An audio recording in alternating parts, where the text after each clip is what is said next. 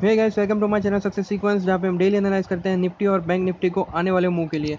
तो सबसे पहले बात करते हैं कल की। मैंने कल आपको बताया था कि 21 दिन के एक्सपोनेंशियल मूविंग एवरेज पे मार्केट ने सपोर्ट लिया है यहाँ पे। तो मार्केट ऊपर खुलना चाहिए। एक बार मार्केट ऊपर खुला, अगर आप यहाँ पे देखें तो अच्छा खासा ऊपर खुला था। उसने अच्छा खासा हाई भी बनाया था करीबन 9431 के आसपास। लेकिन मैंने आपको बताया था कि मार्केट ऊपर के लेवल पर सस्टेन नहीं कर पाएगा, और एक्जैक्टली वैसा हुआ और मार्केट नीचे के लेवल पर आके क्लोज हो गया।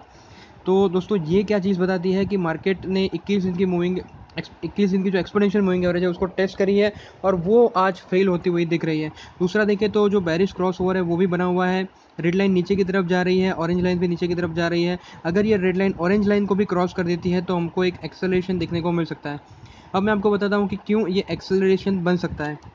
सबसे पहली बात, अगर हम 61.80 जो हमारी गोल्डन एवरेज मूविंग एवरेज है उसको देखें तो उसमें जो डाइवर्जेंस है वो थोड़ा बढ़ता दिख रहा है, और आप देख सकते हैं कि जैसे जैसे डाइवर्जेंस इसमें बढ़ता जा रहा है अपने को ऊपर के लेवल पे प्राइसेस में रिजेक्शन मिलता जा रहा है।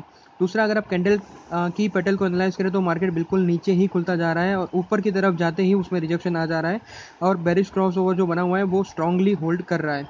तीसरी चीज़ अगर आप देखें, और सबसे इंपॉर्टेंट चीज़, तो आप मैकडी का लेवल देखें। अगर आपने मेरा ज़ीरो लाइन मैकडी का जो zero line cross over concept है वो आपने नहीं देखा है तो आप उसको देख लीजिए। दोस्तों, जब भी मैकडी ज़ीरो लाइन के आसपास होता है तो वहाँ से या तो वो ऊपर जाता है और या तो वो एकदम नीचे जाता है। तो उससे होता क्या है, अगर ज़ीरो लाइन क्रॉस करके मार्केट नीचे जाता है तो अच्छा खासा अपने को एक नीचे की तरफ मूव मिल सकता है। अभी तक का इंडिकेशन ये लग रहा है कि मार्केट नीचे की तरफ जाना चाहिए, क्योंकि जो वाइट लाइन है उसने ऑलरेडी ज़ीरो लाइन ब्रेक कर दी है, और जो रेड लाइन है वो भी करने वाली है। आरएसआई का सपोर्ट 50 के लेवल पे है, तो आरएसआई अगर नीचे जाता है मार्केट तो 50 के लेवल पे आके यहाँ से एक बाउंस बैक मिल सकता है। तो उसके लिए भी अपने पास थोड़ा बहुत रूम बचा हुआ है। तो मैं एक्सपेक्ट कर रहा हूँ कि कल मार्केट करीबन नीचे जाना चाहिए, और हो सकता है कि वो 9313 के आसपास आके रुके। तो हमने बेरिश पोजीशन बनाई है, और हमें लगता है कि मार्केट नीचे जाना चाहिए। मैंने आपको हमने बेरिश पोजीशन क्यों बनाई है उसका भी रीज़न बता दिया, क्योंकि बहुत सारी चीज़ें हैं जो सिग्नल कर रही है कि मार्केट में ये मूव सस्टेन नहीं करेगा। और दूसरा, जो जियोपॉलिटिकल टेंशन चल रहा है मार्केट अभी के सिनारियो में इंडिया पाकिस्तान के बीच में, तो उसमें मुझे इतना नहीं लगता कि इतनी बुलिश पोजीशन वो भी एक्सपायरी के दिन लोग बनाना पसंद करेंगे।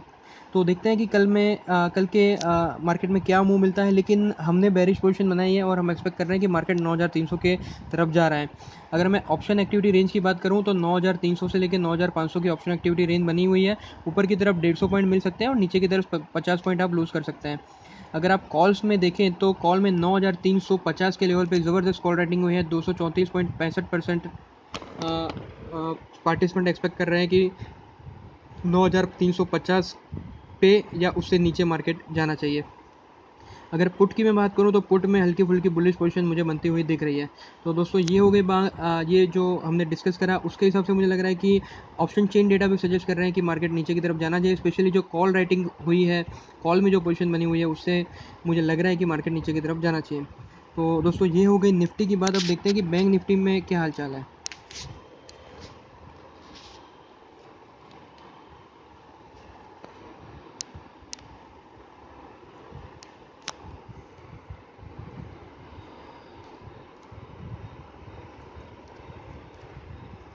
तो दोस्तों, अगर आप यहाँ पे देखें तो अनलाइक निफ्टी, बैंक निफ्टी अभी भी अपनी 21 दिन की एक्सपोनेंशियल मूविंग एवरेज से ट्रेड कर रहा है। और यहाँ पे अगर आप देखेंगे तो सबसे जो बड़ा डिफरेंस है वो ये है, जस्ट सेकंड में आपको दिखा देता हूँ कि रेड लाइन अभी भी ऊपर है वाइट लाइन की, मतलब एक्सपोनेंशियल मूविंग एवरेज ऊपर की तरफ इशारा कर रही है।